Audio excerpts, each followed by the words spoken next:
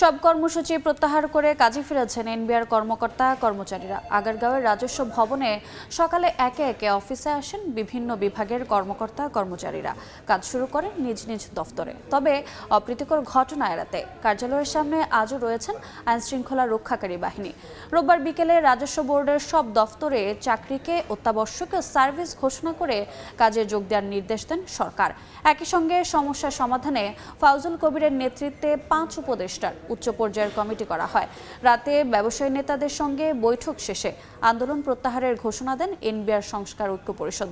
আলোচনায় জটিলতা নিরসনের আশা এনবিআর কর্মীদের। এই মুহূর্তে আগারগাঁওয়ের এনবিআর ভবনে আছেন সহকর্মী ফরহাদুর রহমান। সরাসরি যাচ্ছি তার কাছে। ফরহাদ, সরকারের এনবিআর সংস্কার নিয়ে ব্যবস্থাপনা ও নীতি বিভাগকে আলাদা করা এবং পরবর্তীতে সেটিকে কেন্দ্র করে এনবিআর কর্মকর্তাদের আন্দোলনের প্রায় 1.5 মাস পর আজকে থেকে স্বাভাবিক কার্যক্রমে ফিরেছে সরকারের রাজস্ব বিভাগ। আমরা আজকে সকাল থেকে যেটি আসলে দেখছি যে এনবিআর কর্মকর্তারা গতকালকের যে ঘোষণা দিয়েছিলেন আজকে থেকে তারা আন্দোলন প্রত্যাহার করে কাজে ফিরবেন, সেটি কিন্তু তারা করেছেন। সকাল থেকে দেখছি যে কর্মকর্তারা স্বাভাবিকভাবেই তারা কার্যালয়ে আসছেন এবং কাজ করছেন। যেটি আসলে জানানো হয়েছিল যে সরকারের সাথে যে আলোচনা হওয়ার কথা ছিল, গতকালকে অর্থ উপদেষ্টা যখন নাকচ করেছেন এবং উপদেষ্টা কমিটি গঠন করা হয়েছিল 5 সদস্যের, এরপর তারা আসলে ব্যবসায়ীদের সাথে কথা বলে এবং তাদের সাথে লিয়াজু করে যেটি আসলে হয়েছে তাদের আন্দোলন প্রত্যাহারের ঘোষণা দিয়েছিলেন এবং সেটির বাস্তবায়ন তারা আজকে থেকে করেছেন।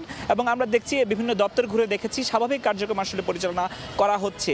তবে এনবিআর এর সেবা নিতে যারা আসছেন তাদের কয়েকজনের সাথে আমরা কথা বলেছিলাম। তারা বলছেন যে দীর্ঘ সময় যে আন্দোলনটি চলেছে সে কারণে তাদের বেশ সমস্যায় পোহাতে হয়েছে। আজকে তারা নতুন করে যখন কার্যক্রম শুরু করেছেন, সেবা গ্রহীতারা তারা যারা ভ্যাট ট্যাক্স দিতে আসছেন বা আয়কর এর কাজগুলো করতে আসছেন, যারা বলছেন যে আজকে থেকে যদি স্বাভাবিক কার্যক্রম চলে তাহলে তাদের ঠিকঠাক কার্যক্রম চালানো সহজই হবে এবং এই ধরনের আন্দোলনে আসলে সাধারণ যারা সেবা গ্রহীতা আছেন তাদের যে সমস্যা হয় সেগুলো বিবেচনার কথাও তারা বলছেন।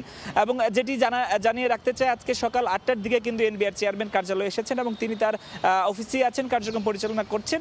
এবং আন্দোলনের সাথে সম্পৃক্ত যারা ছিলেন তাদের 6 জনের ব্যাপারে কিন্তু ইতিমধ্যে দুদক অনুসন্ধান করছে, সেটি কিন্তু গতকালকে ঘোষণা এসেছিল।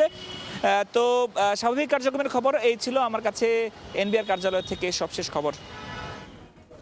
সরাসরি যুক্ত ছিলাম এনবিআর ভবনে।